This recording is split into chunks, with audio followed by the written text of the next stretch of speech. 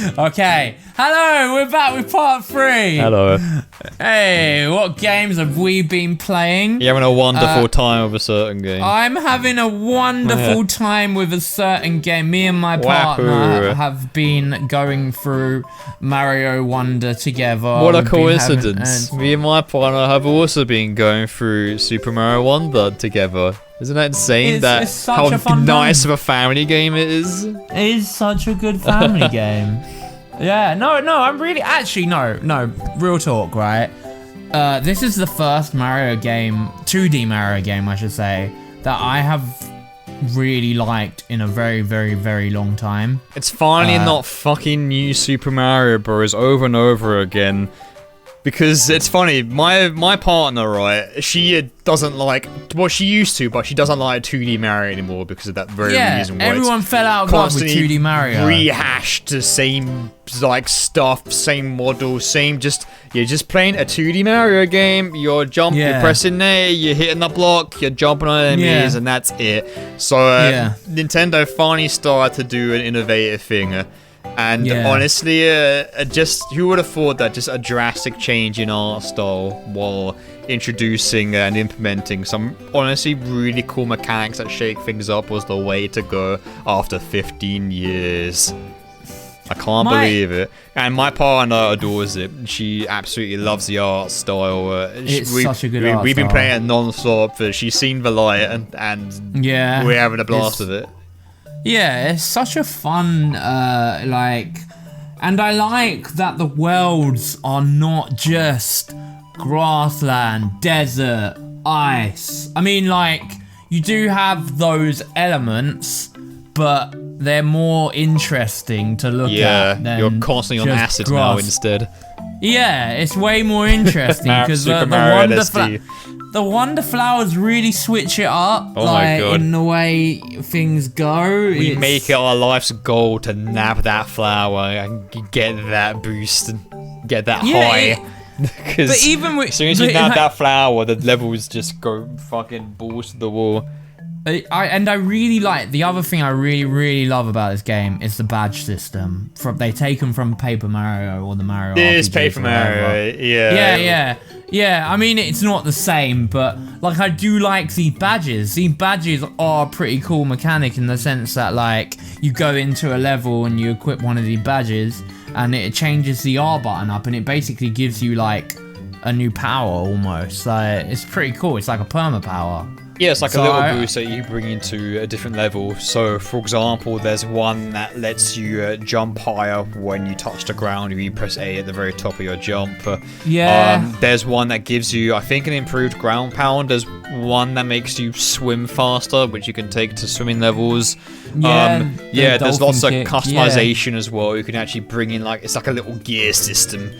But it's like you can only bring one badge in per level, so I will say it's knowing what badge to bring in, which is really cool. I will say these badges are pretty good though, because my partner, Vessa, she's not great at platforming games or like video games in general. But the badge system's great because obviously it helps with making harder jumps when you get like the high jump badge and stuff like that. It does actually really help people who are not amazing at platformers. So. Oh, you want to know a good badge that helps people that aren't good at video games? It's the exclamation mark blocks, because they're just free platforms. That's what we use. Oh yeah, those the one that gives you more exclamation. It gives you more platforms. I do think they sometimes spawn items too, which is kind of huge. And it's pretty cool how the badges change up the gameplay, but that's not even like the main beat of the gameplay. It's the power-ups are super cool and innovative. I love the bubble ones because you can shoot at a bubble and then use that as you can bounce off of them for an extra jump. Insane stuff with that. We got to talk about the elephant in the room. One might say. I'm still not used to Elephant Mario. I think Nintendo know exactly what they're doing with it. I refuse to believe they saw Elephant Mario and didn't think that this is kind of weird and probably caters to a weird niche community of the internet. But they added it in there, and it is a decent power up because you can whack things away with your trunk. You're heavier. missed an opportunity with there's it. There's also the one where you can go in the water and fill up your trunk. And with spray water. Sadly, is more aesthetic more than anything from what I've played of the game so far. It's got gameplay mechanics. I mean, it does, but you get money out of it if you like plant stuff, and I haven't been to like a world yet where the water is actually used for like a main level traversal thing just yet. Oh, it is, but yeah. Probably until later then. Yeah, but I don't know. I feel like they missed a trick with the elephant power up. I kind of wish that you could I don't know, like the heaviness doesn't actually come into consideration with the elephant. It changes the music. It changes the music. It doesn't change your actual heaviness, though.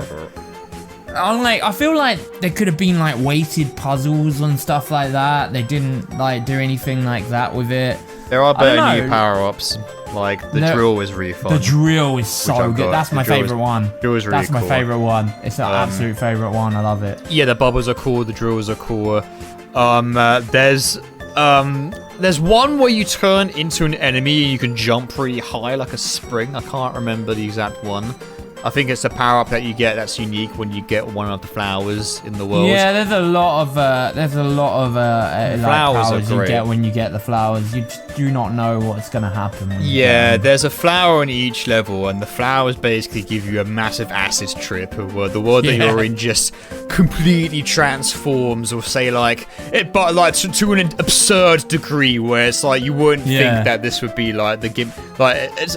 So for example, there's a really great early game one where piranha plants start doing like a little orchestra, which is hilarious and really cool. One. And pipes will start moving like they're caterpillars. If you're going to the right for as like a 2D, like normally traversing through a level, suddenly you'll start going up when you get the flower, and like all the fucking colors is like it's literally a massive acid trip, but it's really cool. The drugs. Yeah, Super Mario drugs is absolutely a thing, and it goes really well with the new art style too, because it's like a more kind of like cartoony, cell shady 2D. Like, look, and there's really nice little added levels of detail as well. There's like a little 1 second transformation animation whenever you get a power up, like the fire flower, like a fireball spins in their hand. And I love the animations too when they go through pipes, because some of them like lose their hats and they grab them and stuff like that. And depending on who you're playing the elephant and you just like slightly you get stuck inside for a little bit. Yeah, it's really charming, and it adds so much. It honestly, Mario is the 2D Mario games. I honestly think they've been missing personality for the longest time. Yeah, because that's what Mario's all about. They felt sterile for like 10 years, and like now it feels like they've actually injected personality into a 2D Mario game. Plus, like the whole it does feel wonderful. Like the game's name is honestly the true saying of like how exactly what it says on the tin. Yeah, it is honestly a really, really fun game, and the world map as well is great. It's cute as well. Yeah, it's very addictive gameplay. They went back to that whole connected world map thing, and it's great. Like I missed it with the whole secret exits to like different levels and everything. Like they that was missing since because the world maps in the new Super Mario Brothers games were so boring. They were just like, you just go from here to here to here. It was just like level select, but it wasn't like fun. The world maps actually feel fun in this game. So like you can walk around. Yeah, it was like a little mini adventure in its own. The world map was like, and that's what Mario World was like back on the Super Nintendo. So it's good. Yeah, I like the character selection too. Like we've got Mario, Luigi, the Peach, Daisy, and the Toads, which all play the same. But there's another category of characters, and I play as these characters to help my partner out because they're perfect for co-op. Yeah. But you can also play as a different card, Yoshi, as well. And the way that Yoshi plays is that Yoshi can't use any power-ups. However, they are invincible. Unless they fall down an abyss. But but if you're playing co-op, a character can actually ride you. And you can basically autopilot them through the level if you are already good at these games, and that's what I sometimes do. My pilot, she'll just ride on my back, and I will just carry her throughout the entire level, which is really fun. Yeah, I mean, there is a jump off them as well for extra height too. There is tech to them, but it's easy mode, and there's also Nabbit, who is also easy mode. Nabbit can apparently phase through enemies, which is something that the other characters can't do. But Yoshi can also use their tongue and spit them out and vor enemies, and they're invincible too. So they're definitely easy mode. But it's fun to have a co-op partner ride on you as a Yoshi. And also another thing which makes it infinitely better for co-op is that there's no direct interference. Thank fuck. Oh yeah, no more direct interference. You can't jump on people's heads. Thank God they got rid of that. Honestly, it's like you can argue, but it's chaotic and fun. No, it pissed me off. With 4 people, it was unplayable almost. With 2 people, it's just right, and there's no direct interference except for the stuff that matters, like riding on Yoshi's back and you try power-ups, and of course throwing turtle shells at each other backs. I also like the ghost system as well. The ghost system. When you die and you become a little ghost and you touch the person, that's right, and you come back really quickly from that spot. You've got a chance to bring them back by touching them. And then there's also like the Dark Souls element where you can put a stand down, and then someone can use that stand for like to come back. So I actually do like the way they've implemented the online onto this game as well. That's cool. It's actually really good, like having the ghosts like follow along in the level while you're playing, and it doesn't interrupt you. It's nice. It feels like you're playing, but you're not playing. They did it. They finally revolutionized it. It's really fun, colourful, charming. It's a proper 2D Mario game where anyone can jump in and jump out. And are you okay?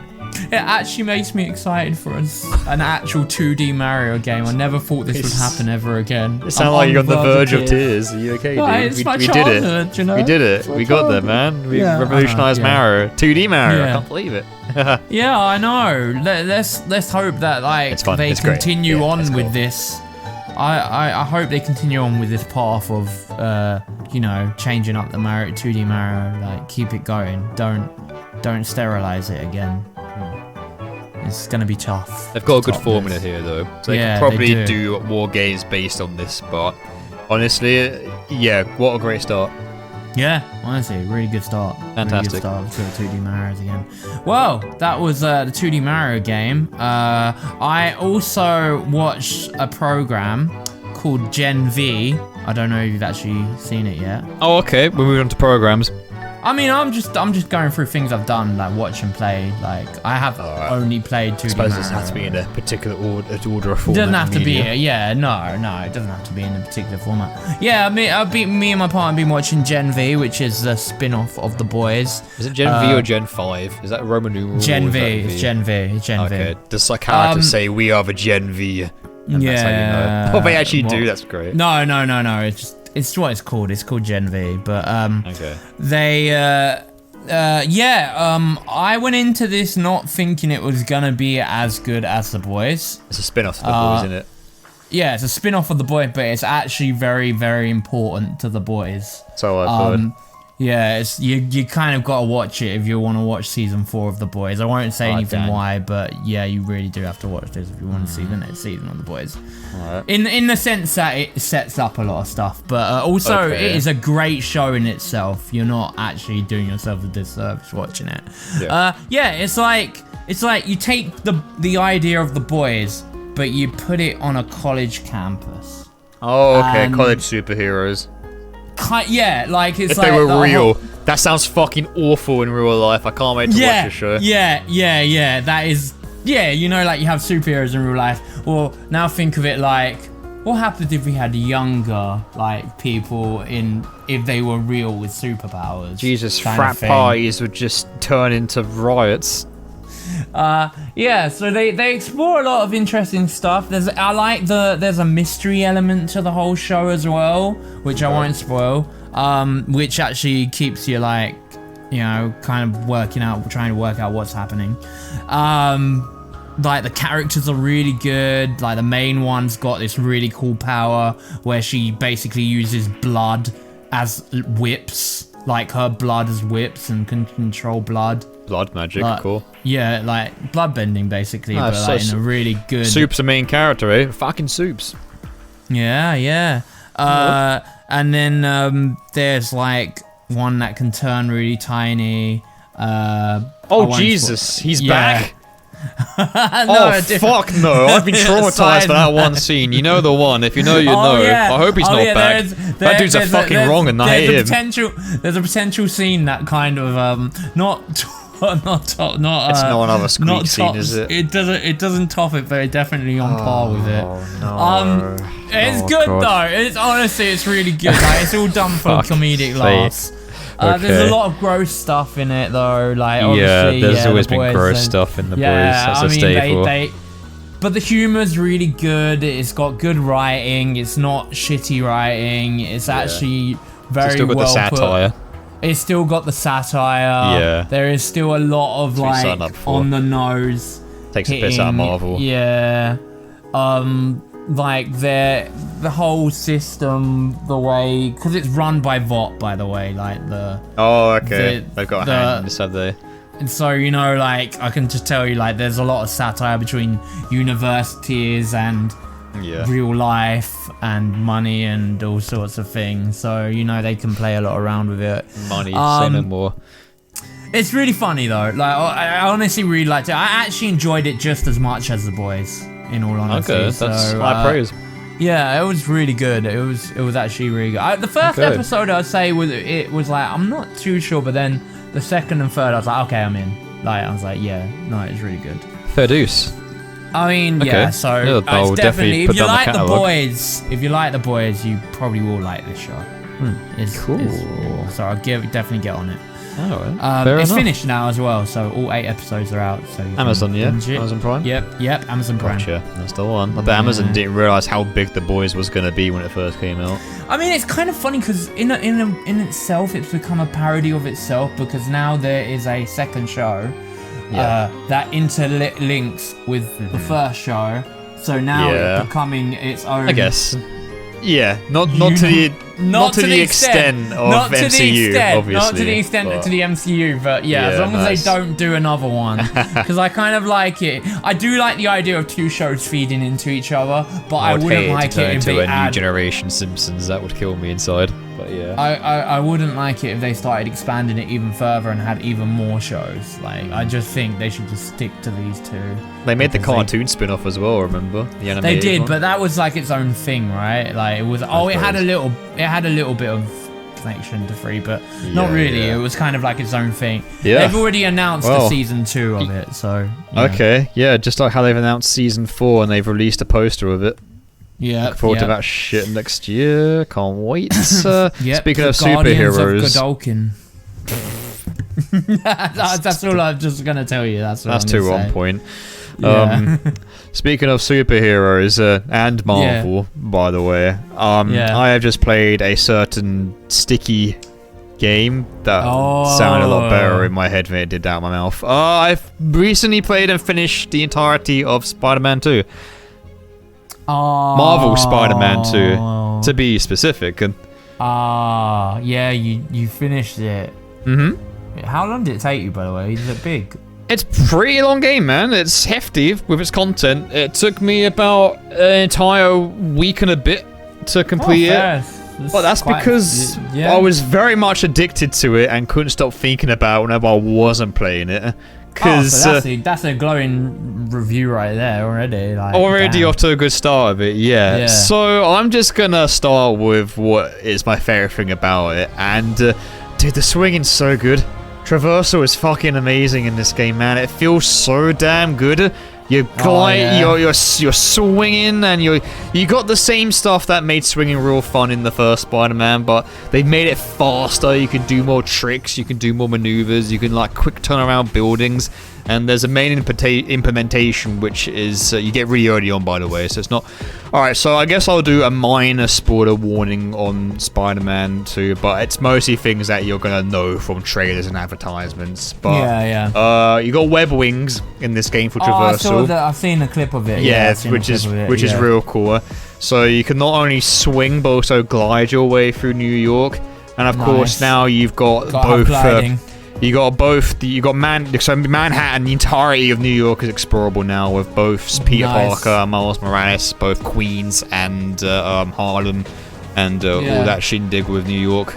Traversal it feels so damn good. It's so fast. It feels so fluid. You feel really epic as you just soar and swing. And I mean, it feels great. It's kind of unfair to compare other open world games to it because it's funny because you've got a fast travel system here, and this is another thing I want to talk about because the fast travel system is a thing that's been talked about a lot in this game. It's like, there's it's a fast instant. travel system. Yeah, they're like, and everyone's like, it's been lauded that it's instant travel because this is the power of the PS5. And to be fair, Spider-Man 2 is a very, very good showcase of the PlayStation 5's true power because it has got a lot going for it because the scope is amazing and it fits so much shit into it. Like the first the tutorial level is a massive encounter with a certain Spider-Man villain, and it's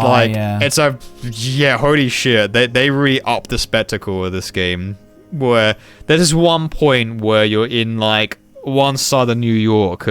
And in the space of 3 seconds, you get flung to the other side of New York. You go careening through like loads of fucking buildings, and then is that a cutscene or is that like in-game? In-game gameplay cutscene, an interactive cutscene, and then so it is pretty much gameplay. It's in-engine, and then you just launch yourself back into the frame like another 3 seconds, and it's like. What, like my mind just fucking like oozed out my ears at that point, but it's like you wouldn't be able to do that on any other fucking console. That is absurd. So you can kind of see why it's put on the PS5, and you can kind of see also the shortcomings as well of it being pushed to the limits too. But I'll get to that later. Okay, I'm curious. So fast travel is not instant, but it's very fucking fast. So what you'll do is you'll go to a point on the map menu and you'll say, do you want to fast travel? You hold down the X button, you fast travel.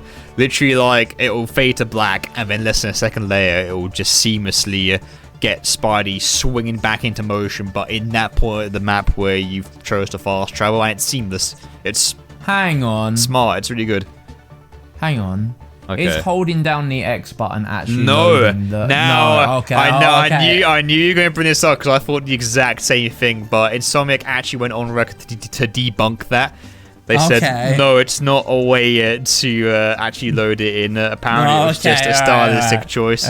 They're not doing that just for like 3 clicks and stuff. They actually said, no, it's not actually buffering in or loading anything from behind the screen.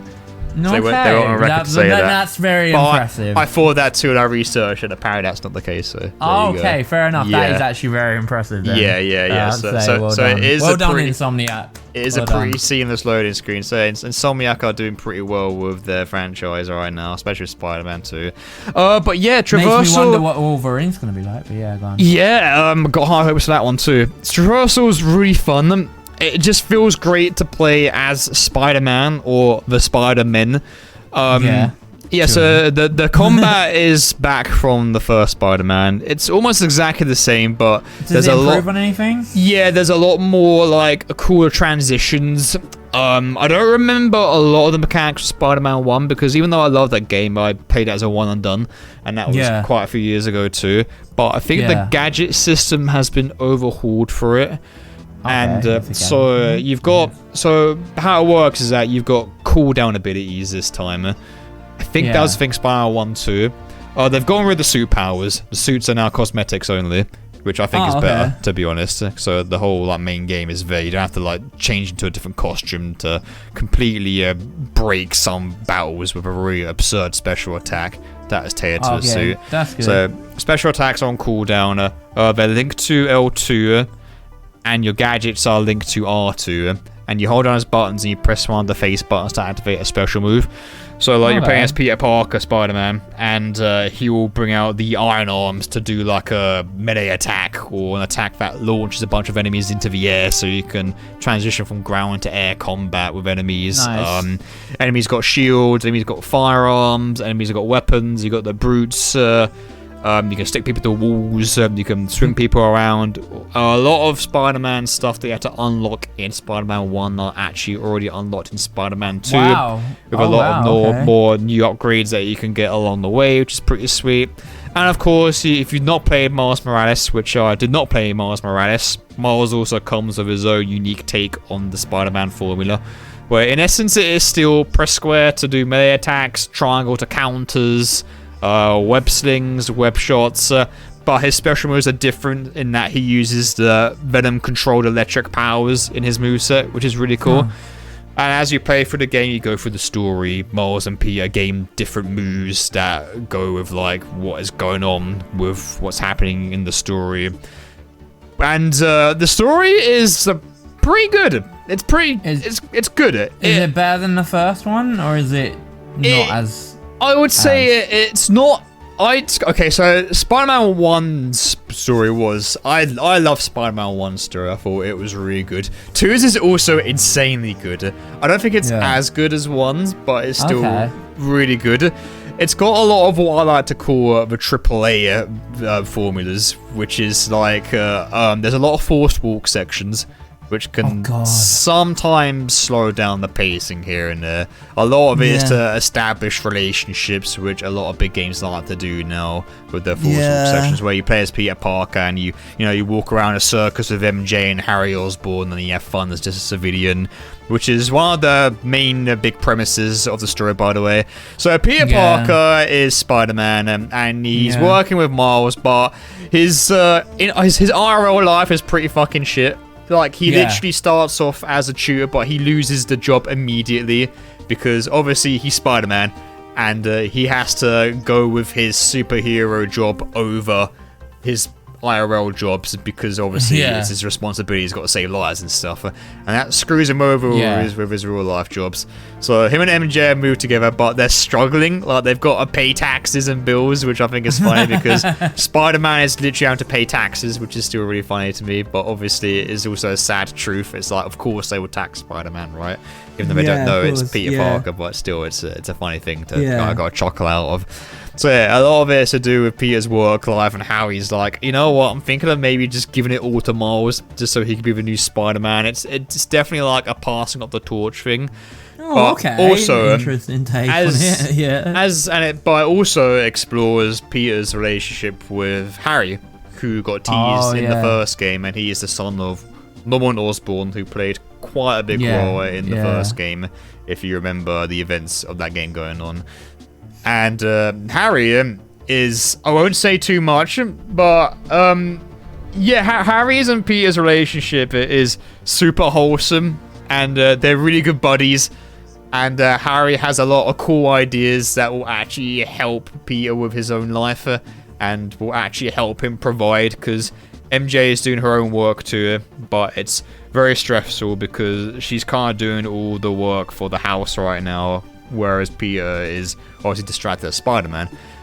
And as we all know from the trailers and everything to do with it, the big selling point is that so the symbiote is in this game, Venom to be exact. Is it a better story than, well, can you just tell me, is it better done than Spider-Man 3? What the fuck do you think? I hope so. What do you think, man? I mean, I'm hoping so, but you never know, man. Because Spider-Man 3 is, okay, we get the best scene in cinema history with that dancing scene, which, funny enough, Yuri Lowenthal, the voice of Peter, actually did it at a con once, which is really hilarious. And he apparently rocked it too. But symbiote's in the game, Venom's in the game, and also Kraven the Hunter is also a big time villain in this game too, which we all know. And Kraven is basically he's all about he goes to New York because obviously it's absolutely bedridden with supervillains as well as Spider-Man. And Kraven wants a good hunt, quote unquote. He's all about like, you know, he needs to do this thing and have a really good fight, mano fight to the death with a worthy opponent before he dies. So him and his cronies go to New York, and they've got all their like robot panthers and eagles, and he's got his elite hunters with all their state-of-the-art technology, which is all about tracking down all these hunters and these characters from the Spider-Man mythos, and putting them through these trials. And of course, Peter and Miles have got to save lives and stop these hunters and create them from doing their shit, because they're the heroes and they can't let the bad guys start murdering people for a hunt and whatnot. And Miles, again, is also a character, and he goes through his own arc. For those of you who did not finish Spider-Man 1, a certain character that was special to Miles sadly passed away in that. And a character who was responsible for that gets another limelight in this game.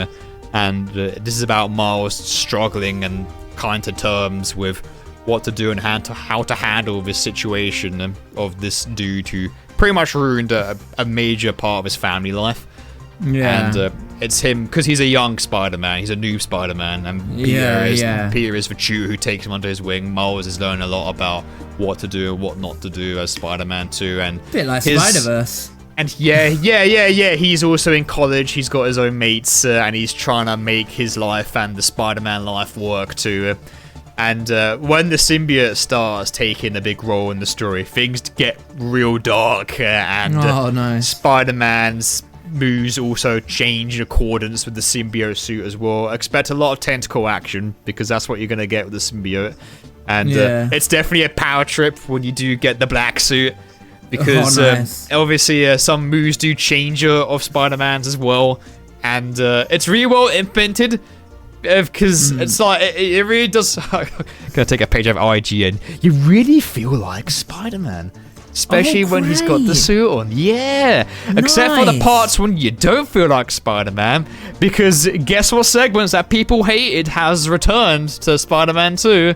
Oh no. Oh yes. MJ is back, baby. She's back with an absolute fire. So Insomniac were aware of the negativity that came with the MJ segments back from 1, and they decided to bring them back. And nice, they doubled down. Honestly, fair play to them. They are better. They're a bit more action-packed. You play as an older MJ, you do stealth segments. However, you can actually take people down with a little stun gun, which nice. You get a little bit of kill mode. A little bit, yeah. The only thing is that it takes you out, and actually, I was immersed until the MJ segments, because they're fucking stupid. Because the civilian with a stun gunner is going around taking out Craven's elite trained hunters who are experts at tracking down prey. Don't underestimate a stun gun. It's so Haven't Phoenix Wright taught you anything? It's so silly even for Spider-Man. It's like it really takes you out of it. It's a bit of an immersion killer. Yeah, absolutely. The MJ segments are a massive immersion killer. Well, Joe, I got a question. Like, that's the story and everything and all that, and like the gameplay. But like, how are the side missions? Are they actually good? Like, or is it just repeat this, repeat this, repeat this? The side missions are okay. So some of the side missions are really good. There's one really good one on Peter Parker's side, they have story then. Yeah, there's one that sets up for the next game really well. And there's a character from the comics that a lot of people may know as a certain really popular villain. And he gets set up in it. Okay, so side missions do have like actual story to them. They do. Again, there's this one side mission, like a chain side story mission with Peter Parker, that's really cool. There's one really boring set of chain side missions with Miles that I stopped doing, because it's just university missions. You kind of help out your mates on campus, and it's just kind of lame. Spider-Man would do it, but it's kind of lame. And right. you help turn things on, and you help missing students, and you help people. Well, actually, no, it's a kind of a spoiler if I say this, but it's kind of like really mundane compared to like beating up bad guys and stopping robberies and beating all that shit and saving New York. Where you're just helping kids with their school projects as Spider-Man. It's like this is the friendly neighborhood Spider-Man stuff is definitely a bit dull compared to the rest of the stuff that you do throughout New York. You know, I suppose it's the juxtaposition, a bit like the whole like No More Heroes kind of style, where it's like, but it's not implemented. But it's not to do with the themes though. It doesn't help the themes like No More Heroes does and implement it like that. It's just like, oh, I could just be Spider-Man, right? And there's apparently I did, because I stopped playing the Miles Morales missions. Apparently there is a mission where you play as a civilian who is deaf, and it's like, that's, I mean, it's very controversial because it's like it's supposed to break up the gameplay, and apparently you play as she's a really good graffiti artist, and you graffiti stuff over like propaganda and shit like that. Okay. But at the same time, it's like, well, that's cool, but I'd still rather be playing as Spider-Man in a Spider-Man game, you know what I mean? Yeah. And that's what I felt with MJ. It's like running around with a stun gun. I was like, I want to be a Spider-Man again, please. Do you know what I mean? Like there's a lot of variety though. Like, there's variety, of, like, breaking up the gameplay for better and worse, I would say. Again, so it's a bit of a mixed bag. Yeah, there's the forced walk segments again, which can be really massive pace breakers sometimes. Yeah. And like, I get the game wants to have a change of pace sometimes, but also it's like, I want to go back to swinging. I want to go back to being a bag. Oh, I want to go back to being Spider-Man, bro. You know, and there's a lot of those here and there. I mean, they're not the end-all be-all, but they are definitely flaws of the game. But yeah, some side missions are really good. Some are just really mundane and really super lame. Are they better than the first game's way of doing side missions? I can't even remember how they did it in the first game, to be honest. I saw, like, I've seen a bit, like, of just a little bit of Spider-Man, how the side missions go with the first game. Is like, you have the whole, there's these things to collect, and there's like, there's a lot of repeats. You're doing a lot of the same stuff over and over again for the side missions, just with a different kind of area. Well, I mean, the way they work is like, you've got the friendly neighborhood Spider-Man missions, which are definitely mundane, where it's like, oh, find this person's dog, but suddenly it's like a robot. Fetch quest stuff. But then you've got Gankia, who is Marvel's mate, and he's a gadgetarian genius, and he actually reprograms the dog to be like a house dog, which is kind of amusing in its own right. But like, they're not to the part of like stopping arson from a fucking religion who believes in fire and stuff. That shit's like, oh yeah, this is like actual like comic book villain shit that we're trying to stop here at Spider-Man, which is a lot better and a lot more inclusive and exciting than obviously finding someone's like lunch money and shit like that. But so it is a bit of a juxtaposition between it all, I guess, with the whole superhero stuff. They really take it to that level. Oh, I mean, it sounds like a fun game though. It is good. Yeah, Spectacle is insane. Again, it's really pushing the PS5 to its limits. Where even more than Ratchet and Clank. Oh, absolutely, yeah. The boss fights are really good, and Insomniac are experts at this because again, they did the same Rift technology with Ratchet and Clank too, same studios. Yeah. They're absolutely They seem like the ones who it. know how to use the PS5 too. I mean, I don't want to be cynical because like the thing where the thing that pisses me off is when the companies come out, especially when Square Enix did it with Final Fantasy 16 and then announced Final Fantasy 16 as a PC is coming to PC this year or next year or whatever. Yeah, in terms of technical performance, Spider-Man 2 makes FF16 look like a pile of puke.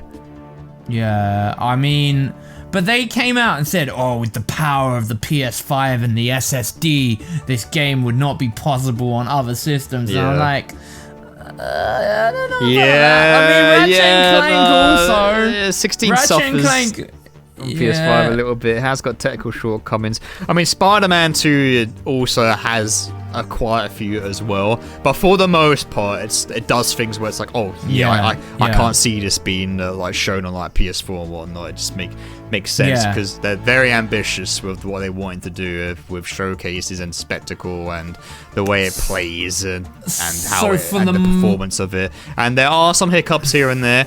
I don't know if you heard, but there's a lot of instances where people have been swinging into buildings and getting stuck inside them to the point where they've had to reload the save files. Nothing too major. Some have been a little bit game breaking here and there, like some have been soft locked out of the game.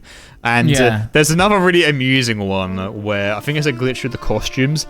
But apparently if you choose a specific costume at a certain point in the game, you turn into a literal pointer cube.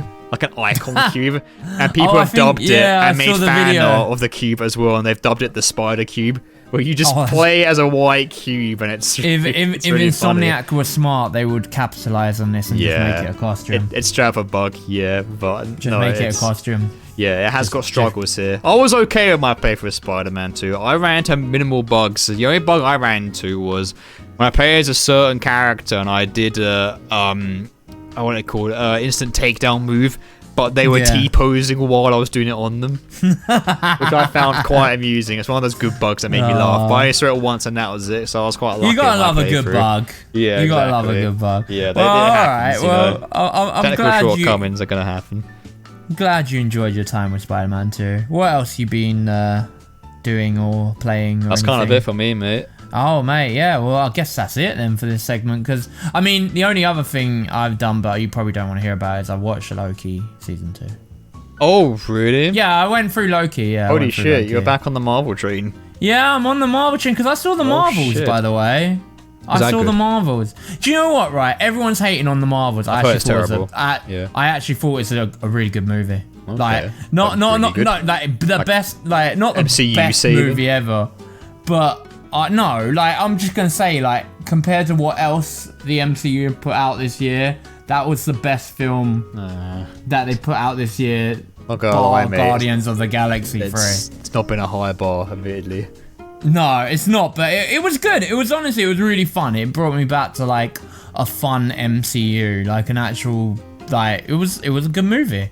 It was just a fun time. Superhero film. Yeah. It was a fun time. It had good comedy as well. So, I don't know. It was a good film. It was actually...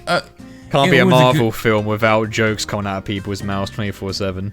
No, but it was, like, done well. It wasn't, like, a bad movie. And I feel like people are just hating on it because, like, they're fatigued by all the MCU, like, stuff. Which, understandably...